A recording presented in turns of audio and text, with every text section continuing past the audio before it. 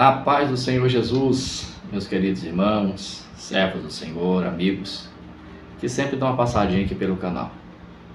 É um prazer estar com vocês mais uma vez.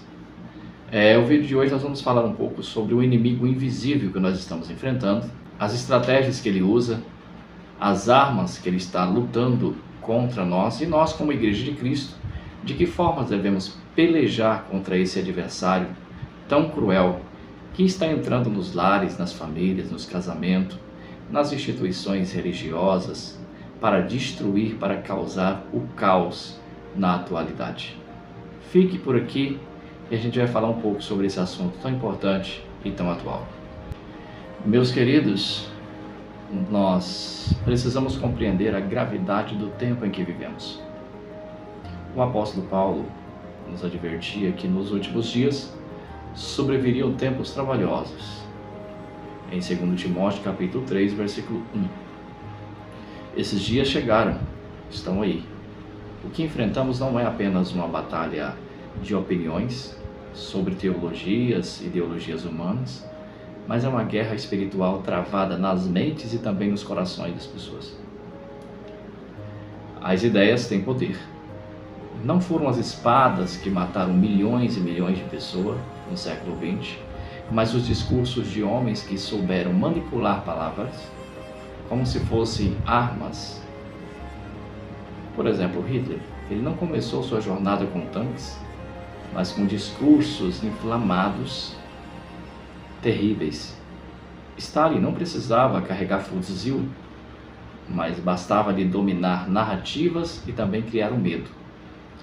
Fidel Castro, em Cuba, não derrubou família apenas com soldados, mas com ideologias que corroeram gerações inteiras.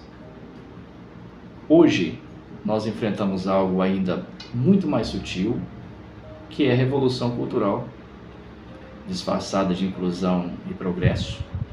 Infiltra-se dentro das universidades, nas escolas, nas famílias, e infelizmente até dentro das nossas igrejas. E aí você pode estar se perguntando, o que é revolução cultural? A revolução cultural ela é um processo de transformação gradual e profunda do modo de pensar, sentir e também viver de uma sociedade. Não pela força das armas, mas pelo controle das ideias, também da linguagem, dos valores, da moral. Ao contrário das revoluções políticas ou econômicas, que mudam o governo e sistemas, a revolução cultural ela muda a mentalidade das pessoas, o coração da civilização. Essa revolução tem raízes no pensamento marxista, especialmente no marxismo cultural, desenvolvido por pensadores da chamada Escola de Frankfurt, e que são eles Theodor Adorno, Herbert Marcuse, Erich Fromm e outros. Eles perceberam que o comunismo não triunfaria pela luta de classes como Marx, mas pela mudança das consciências. Sendo assim, eles trocaram uma guerra de classes pela guerra de valores. A nova revolução não visava derrubar reis, mas desconstruir Deus, a família e também a moral cristã. Esses são os pilares que sustentavam a nossa civilização ocidental. O objetivo passou a ser reprogramar o homem, libertando o mesmo de tudo que limitava moralmente, como religião, tradições, costumes, autoridade e até identidade biológica. Triste isso. O objetivo da revolução cultural é destruir a cultura tradicional para construir uma nova humanidade sem referência a Deus. A revolução cultural não invadiu assim, de qualquer maneira, com tanques. Ela se infiltrou de forma silenciosa e também estratégica em diversas frentes. Por exemplo, a educação. A escola, antes lugar de formação moral e intelectual, tornou-se espaço de doutrinação ideológica. Os livros didáticos, programa de disciplinas, passaram a relativizar os valores cristãos e promovendo ideologia de gênero, revisionismo histórico e até desconstrução da autoridade familiar pai e mãe. Professores formados sobre influência do pensamento pós-moderno passaram a reproduzir essas ideias sem perceber. Quem controla a educação, controla o futuro. Aristóteles já falava isso. A Revolução Cultural entendeu isso perfeitamente e fez da escola seu maior campo de batalha. Os filmes, as séries e músicas começaram a normalizar o pecado e ridicularizar a fé. O herói cristão deu lugar ao anti-herói transgressor. A cultura da sensualidade e do imediatismo minou a pureza, a paciência e também o amor sacrificial. O que antes era sagrado, hoje virou motivo de escárnio. A linguagem da Revolução Cultural, ela está vestida de direitos humanos, porém ela redefiniu o que é humano e o que é direito. Ela passou a promover leis que invertem os valores, punindo exatamente quem defende princípios bíblicos que hoje são vistos como discursos de ódio. Instituições políticas estão sendo usadas para regulamentar a moral e não apenas a convivência civil. Hoje, até nas igrejas, a Revolução Cultural buscou infiltrar teologias progressistas que reinterpretam a Bíblia sobre a ótica das ideologias sociais. Surgiram versões distorcidas do Evangelho, pregações centradas no homem, menos em Cristo, mas na liberdade humana, não na santidade divina. No livro Revolução Cultural, eu fiz questão de reforçar uma frase que sempre falo: não há nada mais perigoso do que uma mentira dita em nome de Deus. A Revolução Cultural tem causado danos profundos e quase que irreversíveis na estrutura moral e também espiritual da sociedade moderna.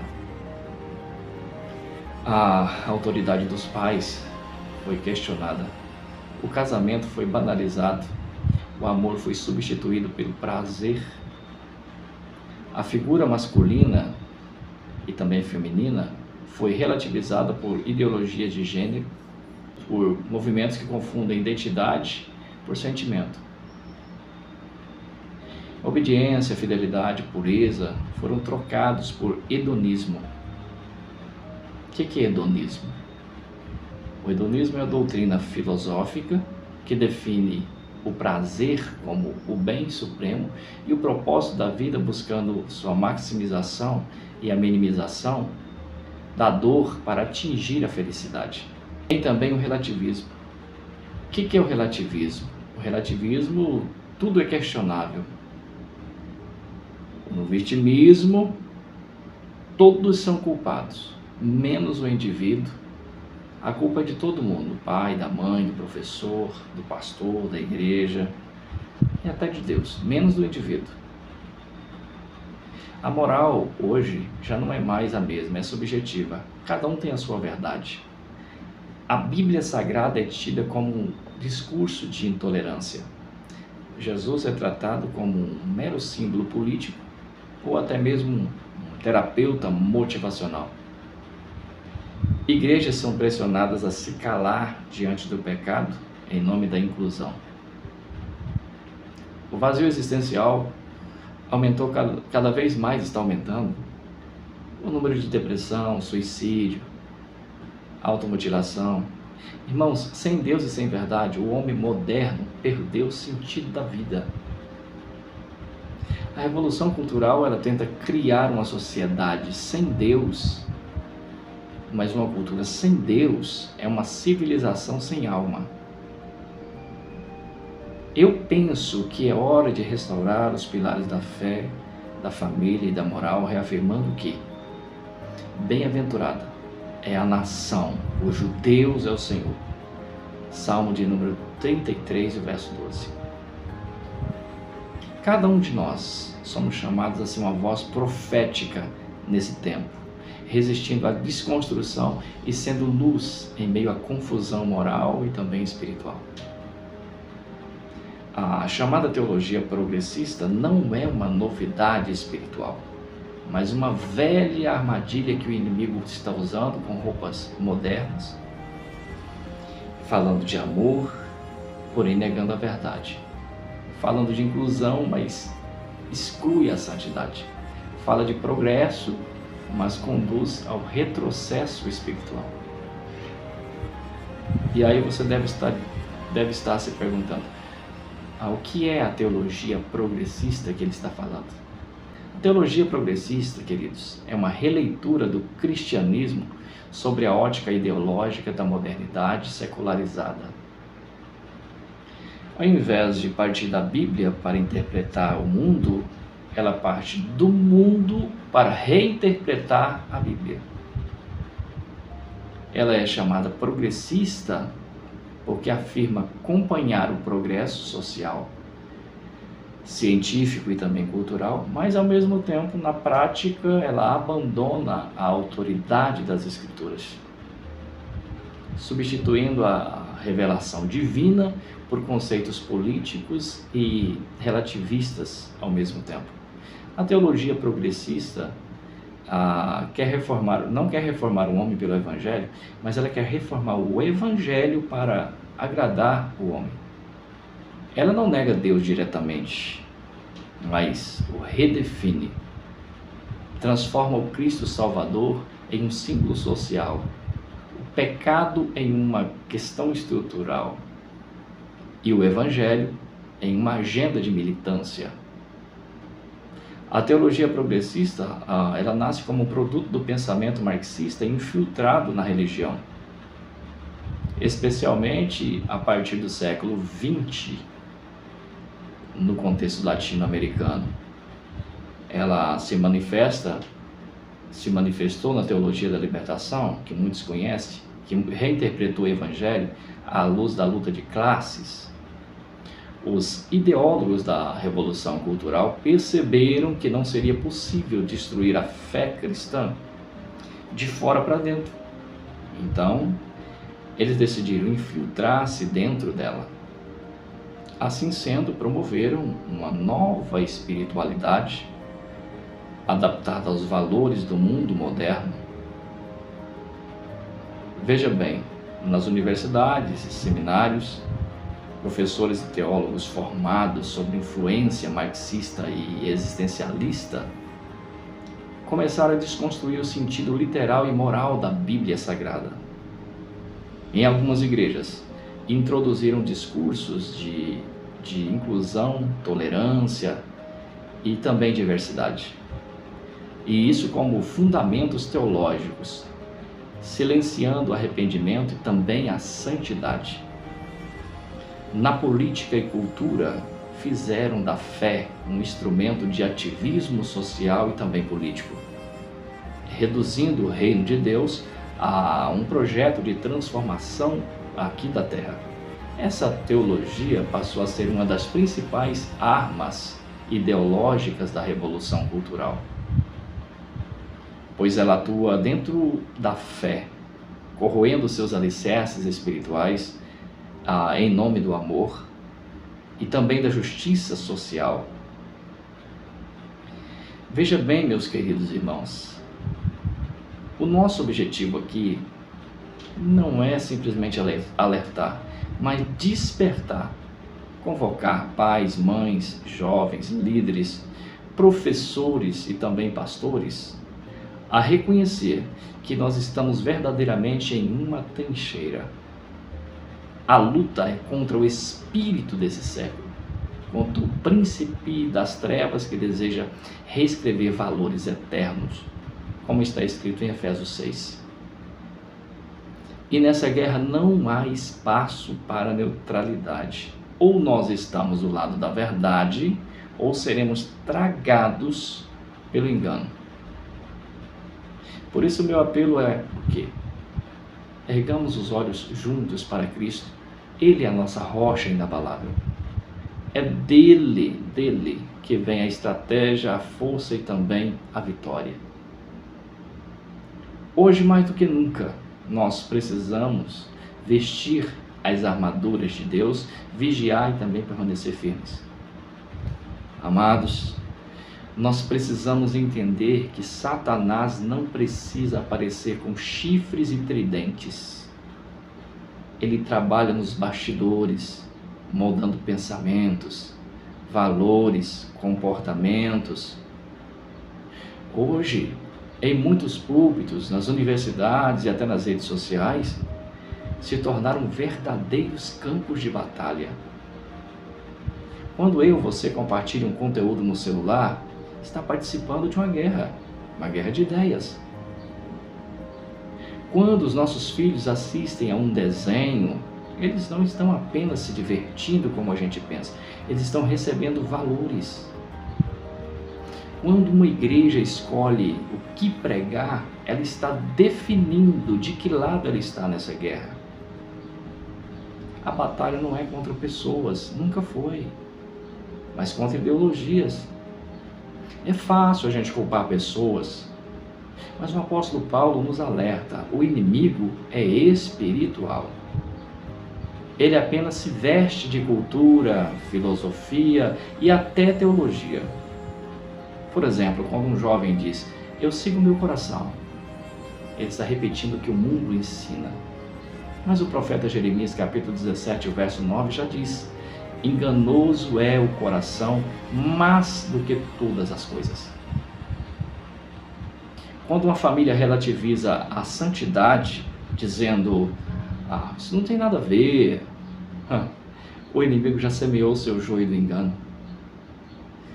Quando um líder deixa de falar contra o pecado para não ofender, estão cedendo o espaço ao príncipe desse século.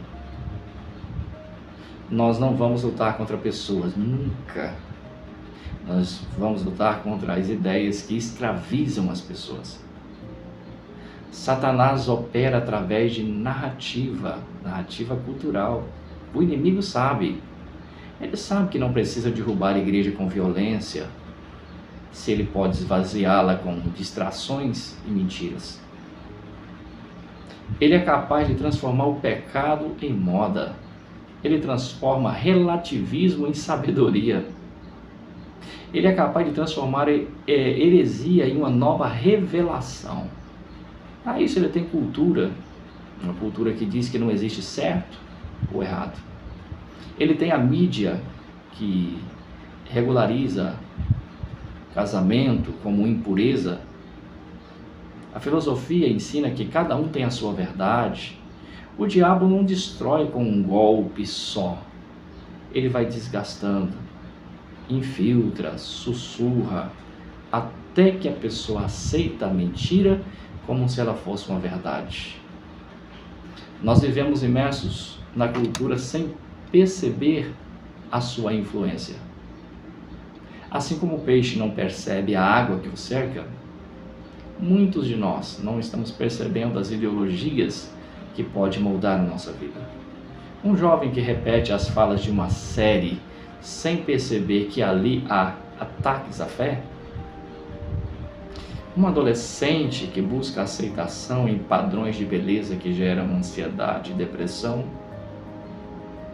Pais que dizem: deixa o meu filho escolher a religião, quando ele crescer, ele faz outra coisa do jeito que quiser.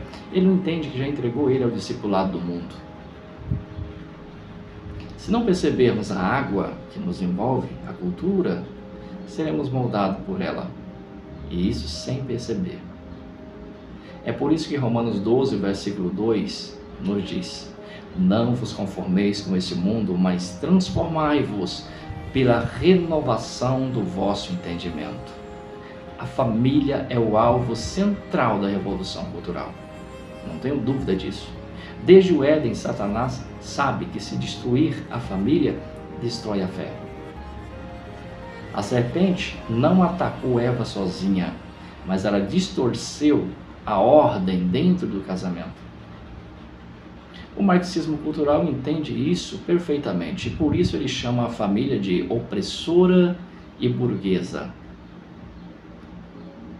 Por isso tentam redefinir o casamento, zombar da paternidade e inverter papéis de gênero. Nós temos exemplos claros disso atualmente. Por exemplo, o casamento, atualmente, ele foi transformado em um contrato, algo com prazo de validade e descartável. Crianças expostas a ideologias sexuais nas escolas o tempo todo e com incentivo do Estado. A masculinidade bíblica ridicularizada. A feminilidade tratada como fraqueza e escravidão. Se nós perdermos a família, com certeza nós perderemos a fé. Mas se defendermos a família, meus queridos, nós defenderemos a nossa igreja. Porque a família é a primeira escola de discipulado aqui na terra. Eu preciso aqui me dirigir aos jovens que estão presentes. Todos os dias vocês são bombardeados por vozes que prometem liberdade, dizendo para vocês: siga seu coração, descubra quem você é, não deixe ninguém limitar a sua vida. Mas um coração sem Cristo, queridos, não é bússola. Muito pelo contrário, ele é um cativeiro, é uma prisão. Lembra do que Jeremias diz em 17, verso 9: enganoso é o coração mais do que todas as coisas. O marxismo cultural e a teologia progressista querem confundir a sua identidade. Quem você é? Qual é a sua sexualidade? Qual é o seu propósito? Em Cristo, queridos, sua identidade não é negociável. Vós sois geração eleita, sacerdócio real, nação santa. 1 Pedro, capítulo 2, verso 9. As ideias erradas, queridos, não são inofensivas. Hitler, com sua ideologia de supremacia, levou cerca de 11 milhões de pessoas à morte. Stalin, com seu comunismo totalitário, ceifou a vida de mais de 20 milhões de pessoas. Se ideias humanas sem Deus destroem milhões, imaginem essas ideias carregadas de intenções e influências malignas de Satanás. Vocês que são pais e mães, Deus vos confiou o cuidado espiritual dos vossos filhos. Provérbios 22, o verso 6, diz o seguinte: ensina o menino no caminho que deve andar. Mas muitas vezes os filhos estão sendo entregues às telas, aos professores dominados por ideologias, e muitos lares estão deixando de ser altar. A revolução cultural sabe que se conquistar as crianças, vão conquistar o futuro. Por isso a escola muitas vezes planta ideologias sexuais. Por isso a mídia molda comportamento. Enquanto isso, a família que deveria ser fortaleza está fraca cada vez mais. Queridos, nós não podemos esquecer que o Fidel Castro, em Cuba, suprimiu liberdades, perseguiu cristãos, matou milhares de pessoas em nome de uma falsa igualdade. O comunismo no mundo inteiro matou dezenas de milhões. Se ideias assim dominaram nações inteiras, imagine quando domina o coração dos nossos filhos. Papai, mamãe, restaure o culto doméstico na sua casa. Ore, leia a palavra, mostre o caminho de Cristo. Professores, educadores cristãos, vocês estão em uma verdadeira trincheira de guerra cultural. A sala de aula, ela é um lugar de ensino, mas também é um lugar de batalha ideológica. Quando o currículo insiste em relativismo e ateísmo, vocês são chamados a permanecerem firmes na verdade. Na história, regimes como o de Stalin e Mao Tse-tung usaram a escola como máquina de doutrinação, moldando gerações inteiras para servir ao Estado e abandonar a fé. Milhões morreram, mas antes da morte física, houve a morte da consciência, moldada pela mentira. Queridos professores e professoras, pedagogos e pedagogas, vós não são apenas professores, mas são missionários, com missão difícil na área da educação. Assim como o Daniel foi um influenciador na Babilônia, mas nunca se contaminou, você pode mentorear, ensinar com sabedoria, ser luz entre as trevas. Aos líderes e obreiros, a revolução cultural está louca para calar os nossos púlpitos, mas se a voz dos nossos púlpitos se corromper, a igreja perde a sua força. Atos dos Apóstolos, capítulo 20, versículo 29 a 30, já alertava: lobos cruéis entrarão no meio de vós, não poupando o rebanho. Hoje, esses lobos estão vestidos de teólogos progressistas, suavizando o pecado, chamando trevas de luz e relativizando a santidade em nome da inclusão. Mas lembrem-se, Stalin matou milhões em nome da revolução. Hitler manipulou igrejas inteiras para apoiar o seu regime. Quando líderes cedem ao medo e abandonam a palavra, o povo perece. Vocês, líderes, são atalaias. Tocar a trombeta é uma obrigação. O rebanho precisa ouvir a verdade, ainda que isso doa, mas só a verdade liberta. João capítulo 8, verso 32 nos diz isso. Antônio Gramsci, ele entendeu que a revolução armada não teria sucesso no Ocidente. O que ele fez? Ele propôs outra estratégia: destruir lentamente os pilares da civilização, da fé cristã, a filosofia grega, o direito romano. Isso não pela força, mas através de quê? Através da cultura. É a revolução silenciosa, mudando o conceito, introduzindo veneno em pequenas doses, até que o povo aceite como normal aquilo que é destruição. Hitler usou a educação e a propaganda para semear ódio. Líderes comunistas usaram escolas e universidades para corroer valores cristãos. Gramsci quis fazer o mesmo, mas sem armas. Mudar a consciência até que a sociedade se rendesse. Por isso nós precisamos vigiar. Quando ouvirmos palavras como amor, tolerância, direito, precisamos discernir. Estão alinhados com a vontade de Deus ou são apenas ferramenta de destruição? Dentro das igrejas, a revolução cultural não entra pela porta da frente, mas ela entra disfarçada, sutil. A teologia progressista, queridos, ela é esse cavalo de Troia. Ela fala de amor, de inclusão, de tolerância, mas esvazia a verdade da palavra de Deus. Assim como o Hitler enganou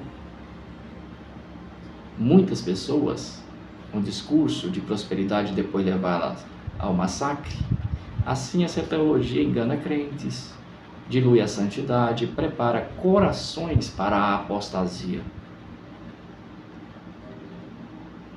Se a Bíblia deixa de ser autoridade suprema, qualquer ideologia pode se sentar no trono.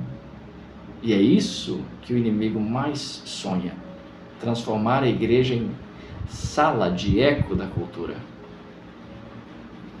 Veja bem, o rádio, a televisão e hoje as redes sociais poderiam ser ferramentas poderosas do reino, mas em vez de ocuparmos esse espaço com luz, muitas vezes a igreja o abandonou e o inimigo se apoderou dele usando com trevas. Stalin sabia usar o jornal para doutrinar. Hitler dominava a propaganda e transformava mentiras em verdades nacionais.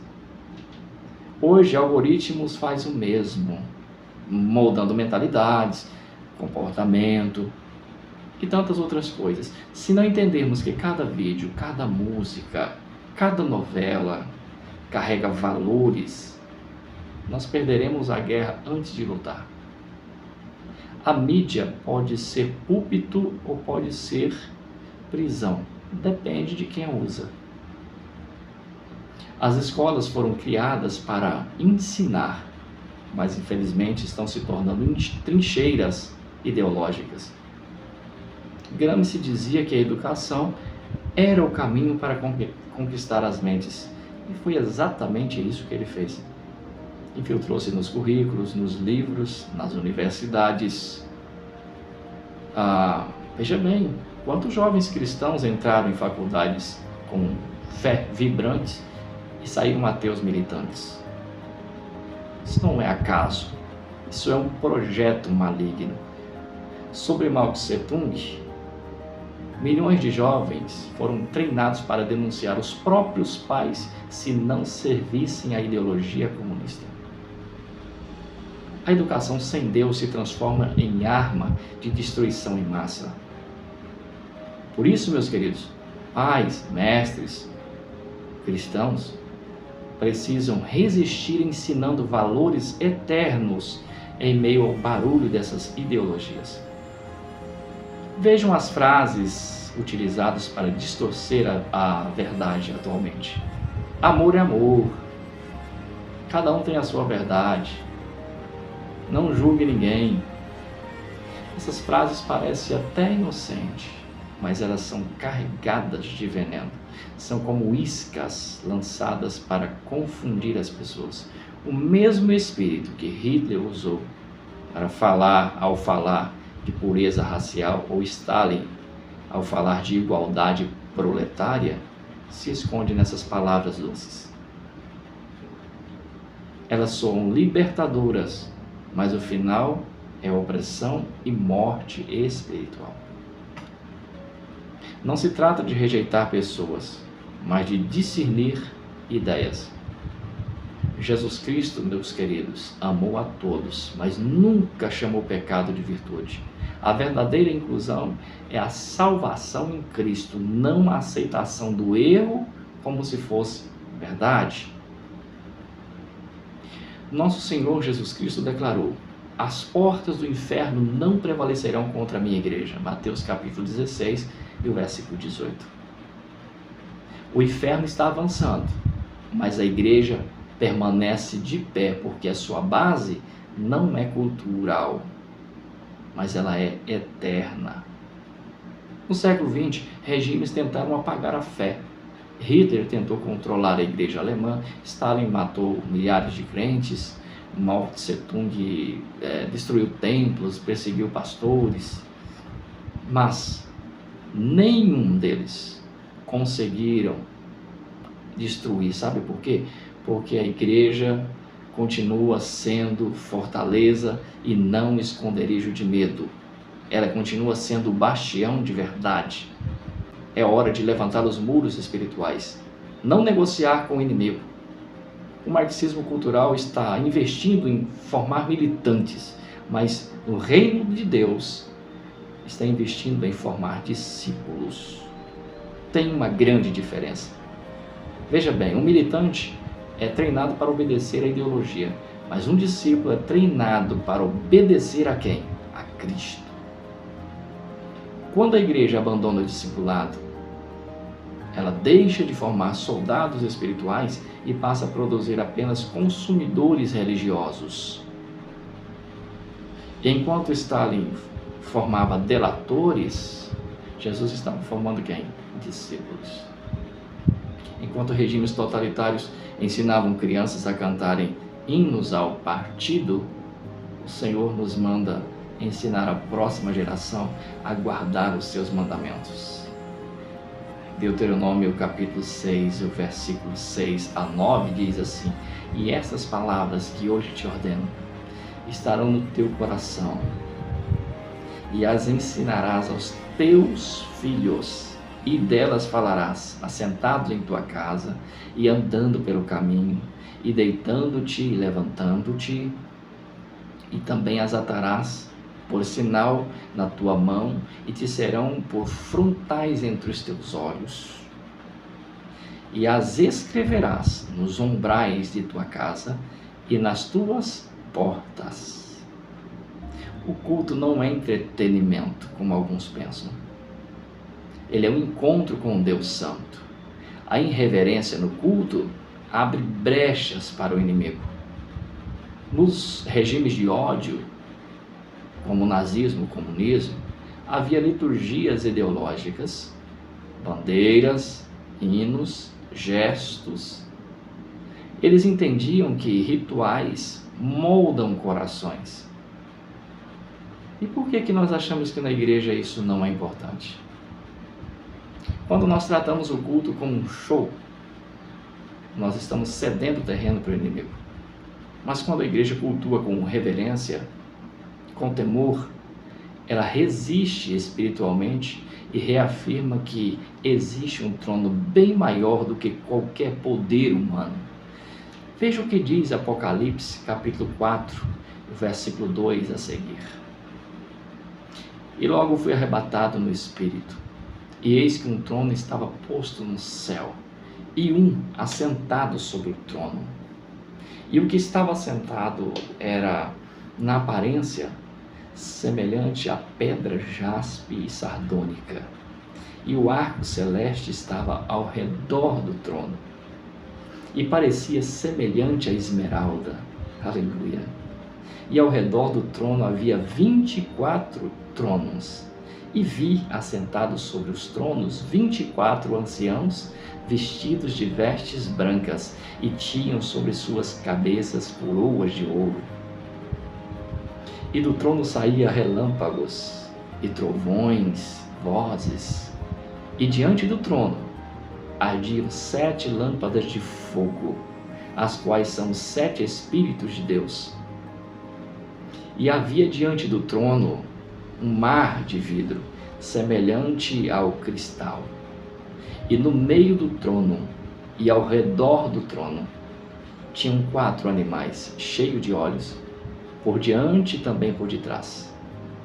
E o primeiro animal era semelhante a um leão, e o segundo era semelhante a um bezerro. E tinha o terceiro animal, que tinha um rosto como de homem, e o quarto animal era semelhante a uma águia voando. E os 4 animais tinham cada um 6 asas, e ao redor e por dentro estavam cheios de olhos. E eles não descansam, nem de dia e nem de noite, dizendo: Santo, Santo, Santo é o Senhor Deus, o Todo-Poderoso, que era e que há de vir. E quando os animais davam glória e honra e ações de graças ao que estava assentado sobre o trono, ao que vive para todo sempre, os 24 anciãos prostravam-se diante do que estava assentado sobre o trono e adoravam-o com o que vive para todo sempre, e lançavam as suas coroas diante do trono. E eles diziam: Digno, digno é o Senhor de receber glória e honra e poder, porque tu criaste todas as coisas, e por tua vontade são e foram criadas. Aleluia, aleluia. A revolução cultural, queridos, ataca a família porque ela é a primeira escola de fé. Sem família estruturada, não há discipulado, não há testemunho, não há legado algum. O comunismo sempre odiou a família e vai continuar odiando, porque ela perpetua a fé e transmite valores e também resiste ao controle do Estado. Por isso eles tentam redefinir casamento, confundir papéis, fragilizar a paternidade, e também a maternidade. A família cristã é trincheira espiritual. Uma casa de oração resiste mais do que 1000 teorias. O lar é o primeiro púlpito. O apóstolo Paulo ordena: sede firmes e constantes. 1 aos Coríntios, capítulo 15, versículo 58. A vigilância é arma espiritual e precisamos utilizá-la. Quem não vigia é enganado. Na Alemanha nazista, muitos pastores dormiram em sua vigilância e acabaram apoiando Hitler. No comunismo soviético, muitos líderes se calaram com medo para sobreviver.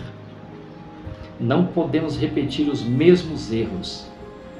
Vigiar é analisar discursos, discernir ideias, examinar as Escrituras diariamente, como nos ensina Atos 17, o verso 11.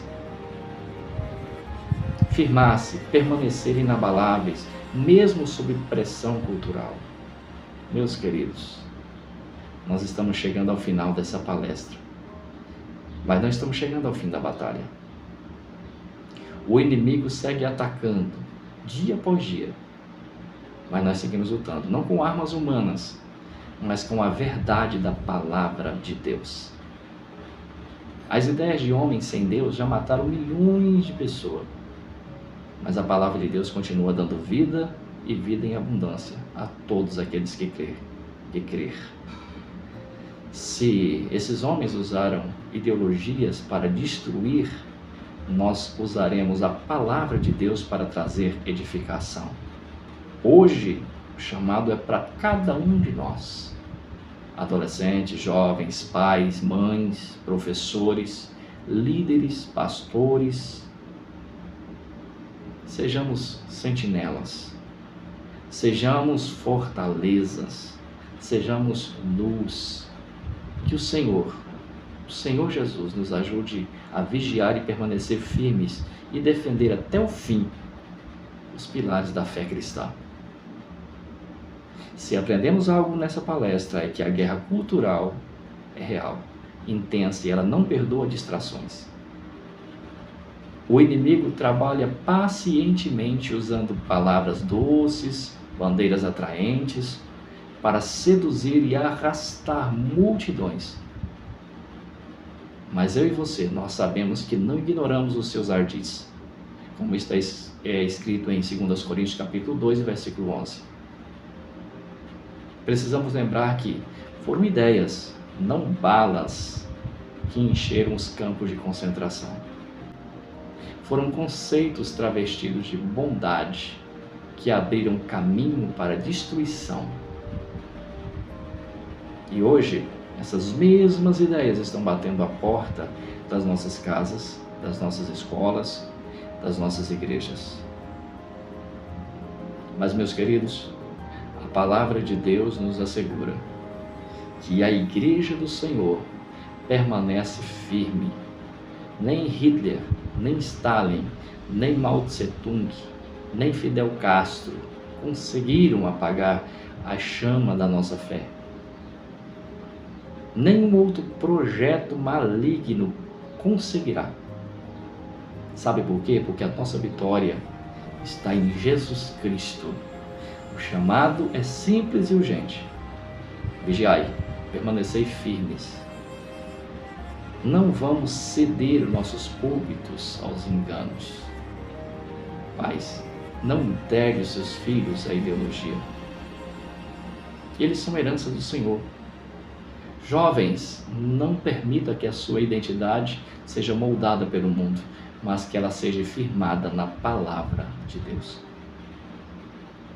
Professores, líderes, use suas vozes para proclamar a verdade, mesmo quando parecer que todos ao redor estão silenciados pelo medo. Eu encerro essa palestra com um apelo. Despertem, fortaleçam-se no Senhor. E que cada família seja representada como uma fortaleza espiritual. Que cada igreja seja uma trincheira da verdade. Que cada um de nós quando se levantar pela manhã, possa dizer com coragem e determinação: viver para mim é Cristo e morrer é lucro. Que o Espírito de Deus nos mantenha inabaláveis em meio à tormenta. Deus abençoe a todos, em nome de Jesus.